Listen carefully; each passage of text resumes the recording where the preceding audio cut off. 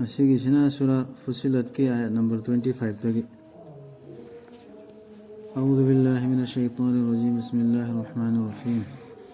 رب اشرح لي صدري ويسر لي أمري واحلل عقدة من لساني يفقهوا قولي رب زدني علما سبحانك لا علم لنا إلا ما علمتنا إنك أنت العليم الحكيم متكي آياتي مري لينا نهاية اسم مكاي متكتا يخوي مانجر بجهنم ميد لغدب بانكردو مخوي مساغي مون ساكي بيراغا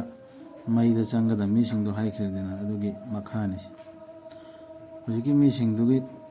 متانگدا مخاسي هايثري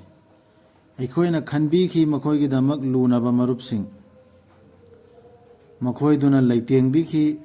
ꯃꯈꯣꯏꯗ ꯃꯈꯣꯏꯒꯤ ꯃꯥꯡꯗ ꯑꯃꯁꯨꯡ ꯃꯈꯣꯏꯒꯤ ꯇꯨꯡꯗ ꯂꯩꯕ ꯄꯥꯞꯀꯤ ꯊꯕꯛꯁꯤꯡꯕꯨ ꯁꯩꯇꯥꯟꯁꯤꯡ ꯖꯤꯟꯁꯤꯡꯗꯨꯅꯀꯣ ꯑꯗꯨꯒ ꯑꯆꯨꯝꯕ ꯑꯣꯏꯔꯛꯈꯤ ꯋꯥꯍꯩꯗꯨ ꯃꯈꯣꯏꯒꯤ ꯃꯊꯛꯇ ꯃꯥꯡꯗ ꯍꯧꯈ꯭ꯔꯕ ꯃꯤꯁꯤꯡ ꯑꯃꯁꯨꯡ ꯖꯤꯟꯁꯤꯡꯒꯤ ꯖꯥꯇꯤꯁꯤꯡꯗ ꯇꯥꯈꯤꯕ ꯋꯥꯌꯦꯜꯗꯨ ꯇꯁꯦꯡꯅꯃꯛ ꯃꯈꯣꯏꯗꯨ ꯑꯣꯏꯈ꯭ꯔꯕꯅꯤ ꯃꯥꯡꯖꯔꯕꯁꯤꯡ ꯑꯜꯂꯥꯍꯅ ꯁꯤꯟꯈꯤꯕ ꯋꯥꯌꯦꯜꯗꯨ ꯃꯣꯏꯗ ꯁꯤꯇꯥꯅꯤ ꯍꯥꯏꯈꯤꯕꯗꯣ ꯑꯆꯨꯝꯕ ꯑꯣꯏꯈꯤ ꯃꯈꯣꯏꯗ ꯂꯩꯇꯦꯡꯕꯤꯈ꯭ꯔꯦꯕ ꯗꯨꯅꯤꯌꯥꯒꯤ ꯄꯨꯟꯁꯤꯁꯤꯗ ꯃꯈꯣꯏꯒꯤ ꯁꯩꯇꯥꯟꯁꯤꯡꯗꯨꯅ ꯍꯥꯏꯕꯗꯨ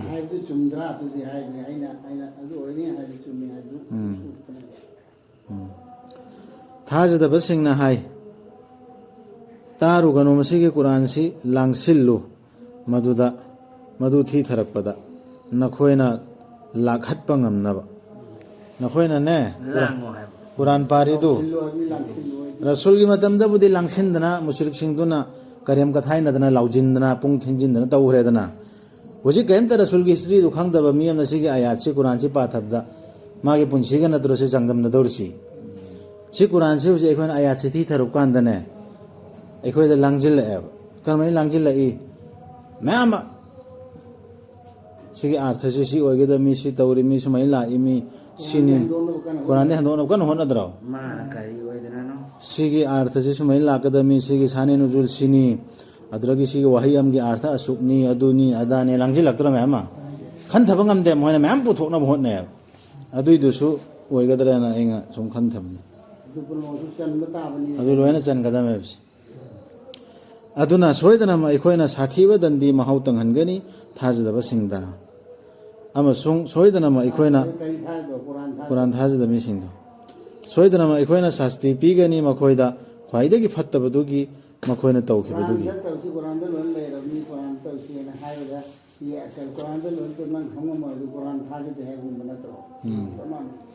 ꯁꯤ ꯃꯣꯏꯅ ꯇꯧꯈ꯭ꯔꯤꯁꯤ ꯈ꯭ꯋꯥꯏꯗꯒꯤ ꯐꯠꯇꯕꯗꯨꯅꯦꯕ ꯑꯗꯨꯅ ꯈ꯭ꯋꯥꯏꯗꯒꯤ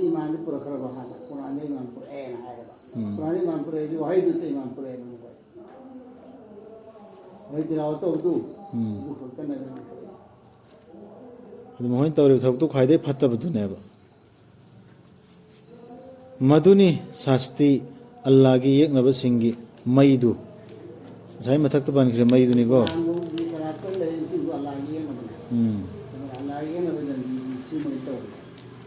ꯂꯩꯔꯕꯅꯤ ꯃꯈꯣꯏꯒꯤ ꯃꯗꯨꯒꯤ ꯃꯅꯨꯡꯗꯨꯗ ꯅꯨꯡꯁꯥꯡꯅ ꯂꯩꯅꯕ ꯌꯨꯝ ꯁꯥꯁꯇꯤ ꯑꯣꯏꯅ ꯑꯩꯈꯣꯏꯒꯤ ꯑꯌꯥꯠꯁꯤꯡꯕꯨ ꯃꯈꯣꯏꯅ ꯌꯥꯈꯤꯗꯕꯗꯒꯤ ꯃꯇꯝ ꯈꯔ ꯗꯨꯅꯤꯌꯥ ꯄꯥꯜꯂꯦ ꯂꯣꯏꯒꯗꯕ ꯌꯨꯝ ꯅꯠꯇꯦ ꯍꯥꯏꯕ ꯗꯥꯔꯨꯜ ꯈꯨꯜꯗꯅꯦꯕ ꯈꯨꯜꯗꯗꯤ ꯈꯥꯂꯤꯗꯨꯟ ꯍꯥꯏꯗꯨ ꯋꯥꯍꯩꯗꯤ ꯂꯥꯛꯏ ꯃꯇꯝ ꯆꯨꯞꯄ ꯂꯩ ꯑꯗꯨꯝ ꯂꯣꯏꯕ ꯅꯥꯏꯗꯅ ꯈꯝꯕ ꯅꯥꯏꯗꯅ ꯑꯗꯨꯝ ꯂꯩꯔꯒꯗꯕ ꯌꯨꯝꯅꯦ ꯌꯨꯝꯗꯨ ꯗ ꯂꯩꯒꯗꯕꯅꯦꯕ ꯖꯍꯟꯅꯝꯒꯤ ꯌꯨꯝꯗꯨ ꯊꯥꯖꯗꯕꯁꯤꯡꯅ ꯃꯇꯝꯗꯨꯗ ꯍꯥꯏꯒꯅꯤ ꯑꯩꯈꯣꯏꯒꯤ ꯔꯕ ꯎꯍꯟꯕꯤꯌꯨ ꯑꯩꯈꯣꯏꯗ ꯖꯤꯟꯁꯤꯡ ꯑꯃꯁꯨꯡ ꯃꯤꯁꯤꯡꯒꯤ ꯃꯅꯨꯡꯗꯒꯤ ꯑꯩꯈꯣꯏꯕꯨ ꯂꯪꯐꯩꯅꯍꯟꯈꯤꯕꯁꯤꯡꯗꯨ ꯅꯦꯠꯈꯥꯏꯖꯅꯕ ꯃꯈꯣꯏꯕꯨ ꯑꯩꯈꯣꯏꯒꯤ ꯈꯣꯡꯈꯥꯗ ꯃꯈꯣꯏꯗꯨꯅ ꯑꯣꯏꯅꯕ ꯈ꯭ꯋꯥꯏꯗꯒꯤ ꯂꯩꯈꯥ ꯊꯪꯕ ꯑꯩꯈꯣꯏꯕꯨ ꯂꯪꯐꯩꯅꯍꯟꯈꯤꯕ ꯑꯩꯈꯣꯏꯕꯨ ꯃꯥꯡꯍꯟꯈꯤꯕ ꯖꯤꯟ ꯂꯤꯗꯔ ꯑꯣꯏꯔꯣ ꯃꯤꯗꯩ ꯂꯤꯗꯔ ꯑꯣꯏꯔꯣ ꯑꯝꯇ ꯎꯍꯟꯕꯤꯌꯨ ꯑꯩꯈꯣꯏ ꯅꯦꯠꯈꯥꯏꯒꯦꯅ ꯍꯥꯏꯅꯦ ꯖꯍꯟꯅꯝꯗ ꯃꯅꯨꯡꯗꯅꯤ ꯍꯥꯏꯗꯧꯔꯤꯁꯦ ꯃꯈꯣꯏꯅ ꯃꯈꯥ ꯊꯪꯅꯕ ꯇꯁꯦꯡꯅꯃꯛ ꯑꯩꯈꯣꯏꯒꯤ ꯔꯕꯇꯤ ꯑꯜꯂꯥꯍꯅꯤ ꯍꯥꯏꯖꯕꯁꯤꯡ ꯑꯗꯨꯒꯤ ꯇꯨꯡꯗ ꯃꯗꯨꯗ ꯂꯦꯡꯗꯅ ꯂꯦꯞꯆꯕꯁꯤꯡ ꯑꯗꯨꯗ ꯀꯨꯝꯊꯔꯛꯀꯅꯤ ꯐꯔꯤꯁꯇꯥꯁꯤꯡ ꯑꯗꯨꯒ ꯍꯥꯏꯒꯅꯤ कीगनु नखोय अमसुंग वागनु लौरो हराव पाउ जन्नत की मधुबु नखोयदा वादा तौबिखिबा ची हिंगिंगैदा ओइरो सिरमदाइदा कुमथरकदु ओइरो आदा आखिरत हाइबो ओइरो फरिस्ताना हुजिकी थाजब मिसिंगदु अल्लाह की ऑर्डर से चेन पाइरनि रेपसिंग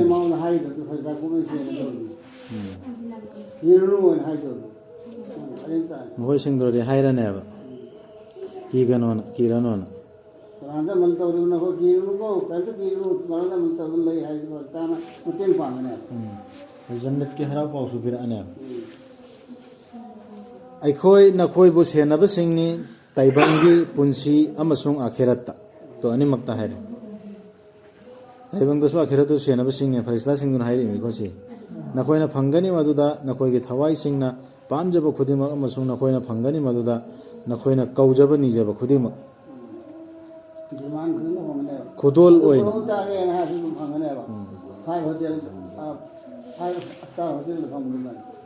खुदोल ओइना कोपी हैबा कनबी हैबा दुदगी फंगदोसु खुदोल ओइना निको अल्लाह दगी कनाने है मान तो अमल सिंह तो अदुदी पीदर से आयो अदुदी ते हाईवे अल्लाह की रहमत न तरती नंग लाव अमल तो अदुदी खुदोल ओइना हाईवे इन की हम तो ती अल्लाह से तो हम से हाई जना तो वा अमल दी पंगनी से ना अल्लाह नाम को सोंदा नंग तो अमल तो कसले बनते ए खुदोल ओइना पी दरवा सलाम पीके दरसे करगिनो अल्लाह ना हाईवे इन की अल्लाह के आया थाजा खिबदो अदुगिनी खुदोल सिको कनान हेन फबगे वाहिदा अल्लाह की माइकैदा कौबा अफब तौबा अदुगा तसेंगनमक ऐदि मुस्लिम सिंगी मनुंगदगिनि हाइजब अदुदगी नुजुल सी खुदोल ओइना हाइसे नुजुल सी मेहमानदारी बुस को अतिथि की मेहमान ओपा दावत तू मेहमानदारी सी अतिथि तू लापगी मेहमान तू लापगी पीछे पीछे दावत तू ने बा नुजुल सी दावत तू सी ने अल्लाह की तरफ से तौबा दावत ने नुजुलम मिन गफूर रहीम रामना ओपी हैबा चांदी हैबा कंदी है मकुदी तरफ से सी बात तो है अल्लाह चले दावत ने जाना पति दो लोंबा ना जब वो पी से तो कनान हेन फबगे वाहिदा अल्लाह की माइकैदा कौबा अल्लाह की माइकैदा कौरिद्रे हेन कनान हेन फबगे अफब कुरान की मती मो इसी याव खरे ना मा जे मो इसी कुरान दा अमल तौबा सिना फारे है कुरान दा अमल तौबा मिदा अल्लाह की दुश्मन हो रहा आदा अल्लाह की दुश्मन है खरे को अल्लाह की दुश्मन की दंदी सुमन पी बने ना दंदी अदे तो कुरान से अमल तौबा की मकबूल मका है कुरान दा तो मका है अल्लाह के असल कौलम मिमन दा इला अल्लाह से कनान हेन फबगे वाहिदा अल्लाह की माइकैदा कौबा अफब तौबा कुरान में के कौतो नहीं कुरान दा मलता उसी कुरान या उसी तुम चस ये हाय दुनो तरह कुरान अल्लाह में के कौबा सी अदुगा तसेन मादे ये न बाबा मागी वाई दो ये बाबा जी करी वाई दे अदुगा तसेनम ऐदि मुस्लिम सिंगी मनुंगदगिनि हाइजब अदुदगी सिदे हेन फबसि कनानो ऐ मुस्लिम नहीं है मुस्लिम में दे अल्लाह सरेंडर तो मुस्लिम ने अदु माने हाय बा वाई दो अदे जब वाई से अल्लाह की मना करी गुम तरे इसदा मुस्लिम पल्ले को ला मुस्लिम में दे अल्लाह ने है पो कहते सरेंडर तो बा याबदो मानदबनी अफबगा फत्तबगा थक्तोगु फत्तबबु हेन्ना फत्तबबु हेन्ना फबना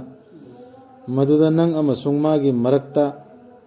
यंगथीनबा लैरंबा महाक्तु ओइरक्कनी लूनरबा मरुप अमगुम आंदा मन तो फेन होरा अखी वहाय नाम है को अखी वहाय न पाकुम कुमगरावा अफबो वहाय न कुमगो फबना थक्पो वहाय न कुमगो मोर पुजिने लाम अदुबु कनादसु पीदबनी मसीदी खांगजब सिंगदा नत्तना मसीदी ये फता बाहर को दंदा फता बल को दिएवा या बना याम पागल का मम्मी खान करने दो अदी नाम है तो पता नाम है पाकुम फता इते जरा सवरता उधर ले रहा पाकुम ऊपर से पाकुम वाले की पाकुम ऊपर से मसीले है ना अदु मैं सवर खान को ना बा अमी दो को नाम है แต่ดิ้งมันย้ำรู้ว่าถ้าคนนี้ดูว่าลามกินต้องดูไอ้อันนี้ masidi kanada su pi da bani เนี่ยพัฒนาไทยเนี่ยอะไรขบวนการของจีนมันไปน้ำน้ำมันจะขวดไหนรู้น้ำจะเป็นอะไรน้ำอะไรเนี่ยอะไรย้ำรู้วันนี้ก็ต้องทำกันทำกันไปให้ตั้งน้ำบะพงกับกินแล้วน้ำนิ่งก็มาดูบัวให้ยังให้เขาตัวนี้จะไปยังน้ำทุ่งให้เนี่ยนี่แหละที่เฮียอาสันไปเลยบัวให้ตัวยาวแค่ที่ไอ้คนสุดคนปี sida makha da hairiam ka masidi kanada su pi da bani fajaba lamchat ki achauba saruk ama sago najaba mi da nattana suma mi nattana kanada pi de mi khudimak ta pi de aduman tawro makha hai si ni pa ja hoya aduman tawro din na dushman ne lawang mi dushman maru kar kane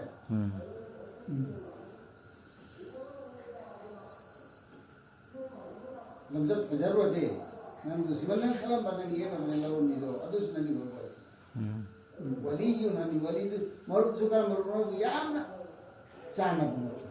하이디 하이족도 참하다 너원다 팅엄바 팅바시나 까반디세 우줄런 한독트라 이 후문들에 한바시 아얌바 한독트라 한도이가 시시리 야오래 insalabani nangbu shaitan gi ithin amana changjafam insalabadi nangbu shaitan gi ithin amana changjafam ni jo allah da hojigi dur sawra adi khala manaw de sang em shaitan ni injila don hai en taw su on ramane sum taw do ramane shaitan hai khala lai wa khan chum me laro kan mana adu wa khal la ene adu bodi kari tawni a'udhu billahi minash shaitanir rajim fasta'iz billahi asai mina hairak padu kan bau hai adu dani shaitan ni laga daw se sauna ba paukhum sathi bam pina ba adu da uzu billah so ngada tasena mak madi ata baduni akhang baduni ti for tet on pirodi chap mane ba ma mandor ne tasena mak wani ko si do kha am tengam kham ni tasena mak allah di ata baduni akhang baduni si dei ko ko no si ko ko kum na ko ne tam magi khudam singgi manung dani hadi allah gi khudam singgi manung dani ahing amasung nongthil numit amasung tha khurum ganu numit ta natraga tha da tawim masung khurumu makhoi bu sembi khiba allah da nakhoina oirabadi mata bu lachaba la khatu la le hardi mi la kano allah ko mi o tardi mi tha sala pe adre do ka an la pe adre mo khoina hai bo hai mi amdu hai de ki da mo la pe so to ro no ba mo na sen mo mi ya man dam ni no ba ko an ko ma khon da dare dai ri ta na na mai khudam singi manung de gi nongthil ahing nongthil noni kha sisu amo ore ko lagi khudam madi ma lai haibagi ma na tawri thabuk prum sima khatam tawri ni haibagi ma gi shakti gi mayam khudam ore ko sada mi tha kham aduna ase yam lai khaba magul lai che si po sing da na kurum da lai dam te mi da kurum da la na azaba kurum be ham te numit tha thawam cha hana mamang da hai kren se allah gi sign haidi khudam ne allah tharakpa si khan thaw hairdu sigi angak pa posing si sida phauda lat kano khurung kano adu mi de gari oini sigi angak pa sida haidi sumena do he angak pa ma mi na pura asu adu khurum ba ya de ngak pa ya de allah gi ayat ro ngak kadam ne ayat ka khela ore allah gi ayat tu ngak kadam ne adu bu makhoina pongthok chawthok labadi maduda nangi rabki manakta laiba singduda magi matik mangan laiba nangi rabki manakta laiba singduna magi matik mangan saksoli ahing nungthil lepa laitana amasung makhoina chok thaba laite maduda ko na wa to de na ai mon ma wi do ti ai ni wa to na na lai ba da ka wa ni e ba da ki da ka no ko na sa ya ni bi wa ne ni chin da ai sin an da sajdam lai ma sajdam to khoi di kari umat thaba ma misam to matom dang ngam di ha ya khoi di wa ma thakpa le pe ta si di ibad to na le chok di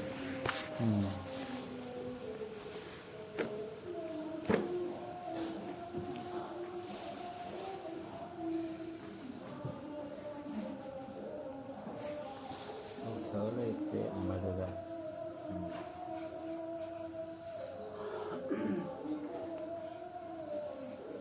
ꯑꯗꯨꯒ ꯃꯥꯒꯤ ꯈꯨꯗꯝꯁꯤꯡꯒꯤ ꯃꯅꯨꯡꯗꯒꯤ ꯅꯪꯅ ꯎꯏ ꯄ꯭ꯔꯤꯊꯤꯕꯤꯅ ꯃꯔꯨ ꯂꯨꯛꯊꯕ ꯇꯨꯃꯤꯟꯅ ꯂꯩꯖꯕ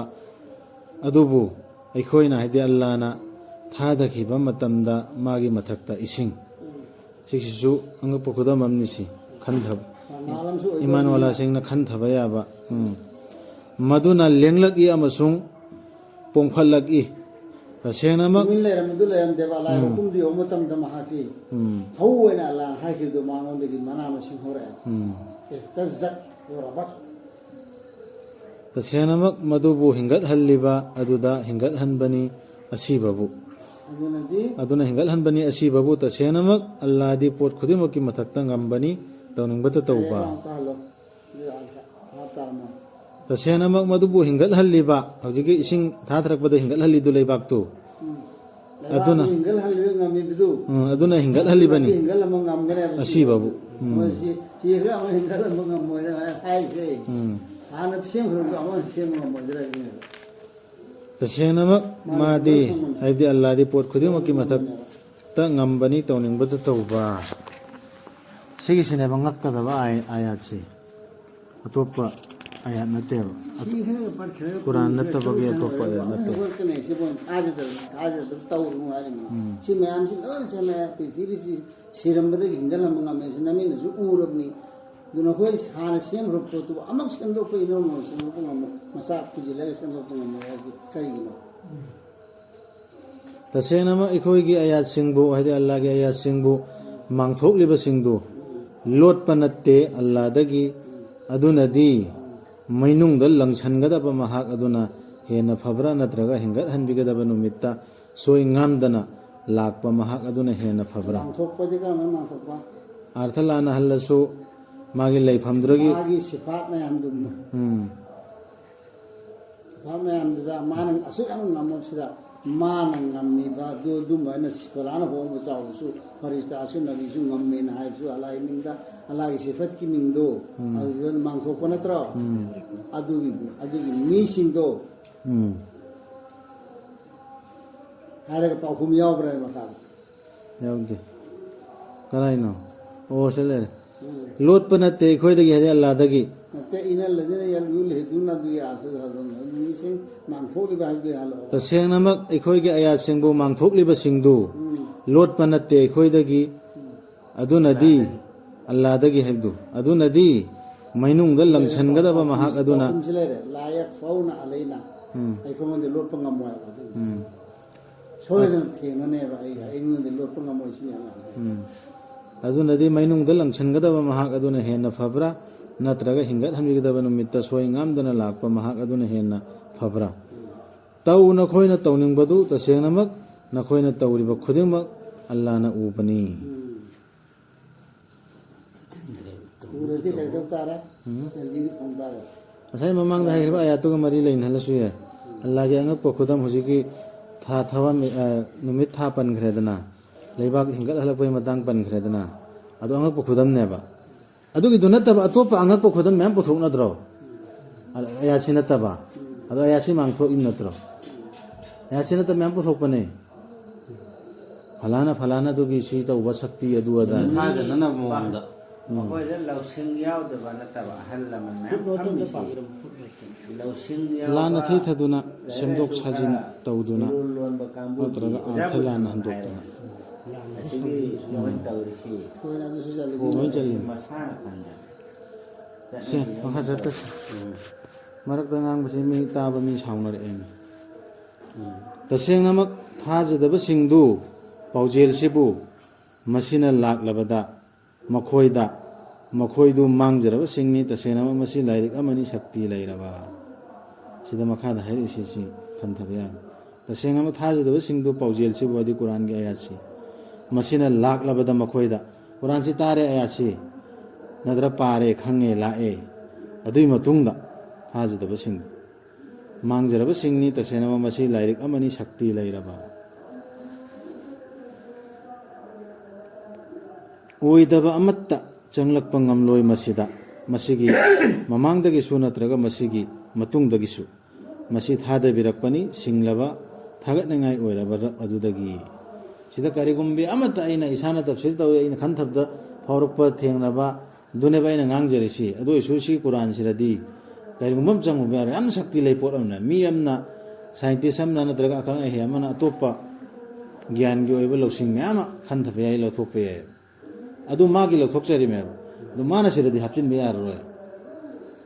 ꯑꯗ ꯑꯩꯈꯣꯏꯒꯤ ꯂꯤꯗꯔ ꯑꯩꯈꯣꯏ ꯃꯔꯨꯞ ꯈꯣꯏꯅꯗꯤ ꯍꯥꯞꯆꯤꯟꯅꯕ ꯍꯣꯠꯅꯩꯗꯅ ꯍꯥꯏꯗꯤ ꯃꯤ ꯈꯪꯗꯕꯗꯒꯤ ꯃꯌꯥꯝ ꯑꯃ ꯁꯤꯒꯤꯁꯤ ꯁꯨꯃꯥꯏꯅ ꯂꯥꯛꯀꯗꯕꯅꯤ ꯁꯤ ꯑꯣꯏꯒꯗꯕꯅꯤ ꯑꯗꯨ ꯇꯧꯒꯗꯕꯅꯤ ꯑꯗꯥ ꯇꯧꯒꯗꯕꯅꯤ ꯃꯌꯥꯝ ꯍꯥꯞꯆꯤꯟꯅꯕ ꯍꯣꯠꯅꯕꯗꯨ ꯌꯥꯏꯑꯕ ꯐꯩꯌꯦꯕ ꯍꯣꯠꯅꯁꯅꯕ ꯑꯗꯨꯗꯨꯒ ꯑꯗꯨꯏꯗꯨꯅ ꯀꯝꯄꯜꯁꯔꯤ ꯇꯥꯍꯜꯂꯛꯄꯗꯨꯔꯅ ꯕꯦꯔꯥ ꯆꯦꯜꯂꯛꯏꯁꯤ ꯁꯤꯛꯁꯤꯅꯤ ꯀꯝꯄꯜꯁꯔꯤ ꯁꯤ ꯆꯠꯀꯗꯕꯅꯤ ꯃꯤ ꯈꯨꯗꯤꯡꯃꯛꯇ ꯃꯥꯒꯤ ꯃꯥꯒꯤ ꯄꯤꯔꯤꯕ ꯅꯠꯇ꯭ꯔꯣ ꯂꯧꯁꯤꯡ ꯒ꯭ꯌꯥꯟ ꯂꯧꯁꯤꯡ ꯑꯜꯂꯥꯍꯅ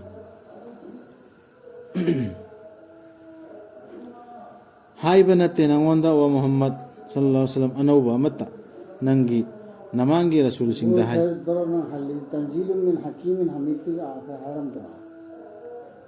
ꯍꯥꯏꯔꯝꯃꯦ ꯍꯥꯏꯔꯝꯃꯃꯦ ꯑꯔꯥꯟꯕ ꯆꯪꯉꯣꯏ ꯍꯥꯏꯗꯣ ꯑꯗꯨ ꯃꯈꯥꯗ ꯄꯥꯊꯔꯛꯑꯣꯅꯦ ꯑꯩꯅ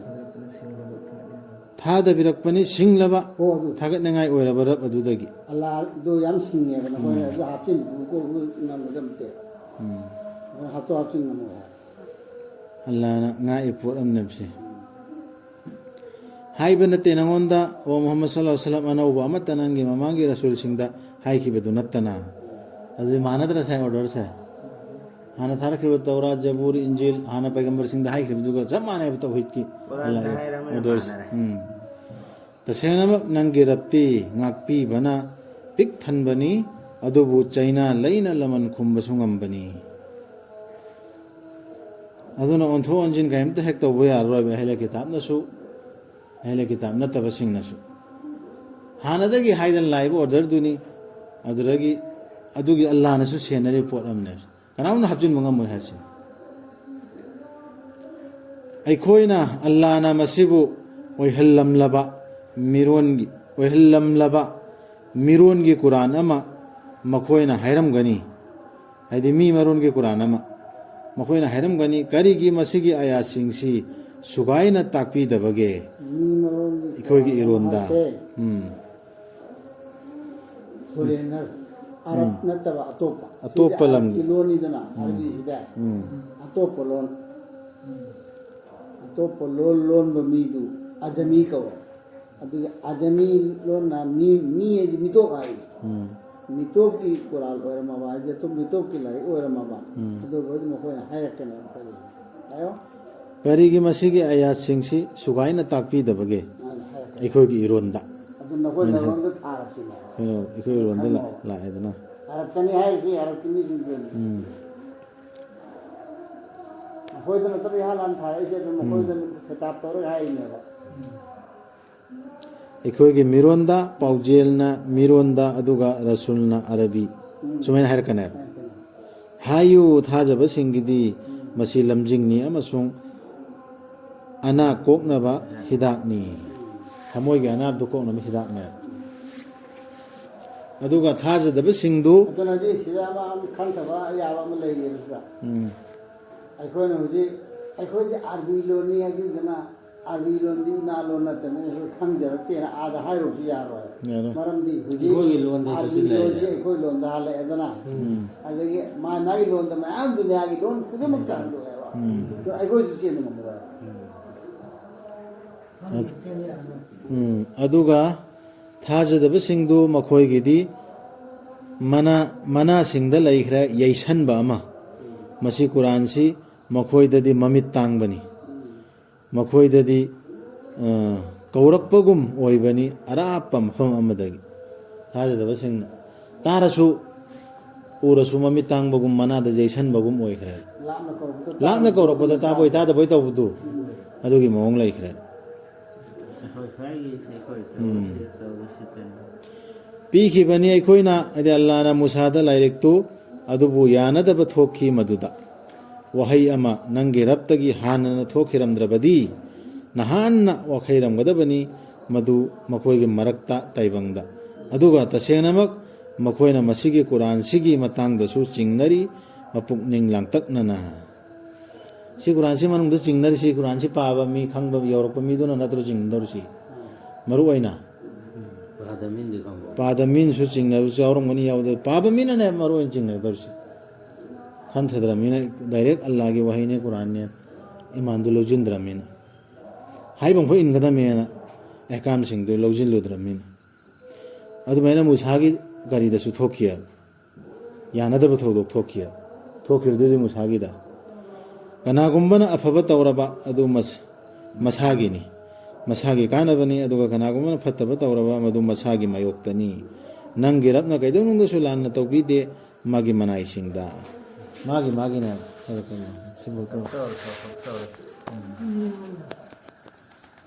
ꯃꯥꯒꯤꯅꯦꯅ ꯍꯥꯏꯔꯒ ꯑꯩꯈꯣꯏꯗꯤ ꯁꯥꯎꯅꯔꯤ ꯃꯤꯅꯤ ꯅꯪ ꯇꯧꯕꯗꯁꯨ ꯑꯗꯨꯅꯤ ꯑꯩꯅ ꯇꯧꯕꯁꯨ ꯑꯗꯨꯅꯤ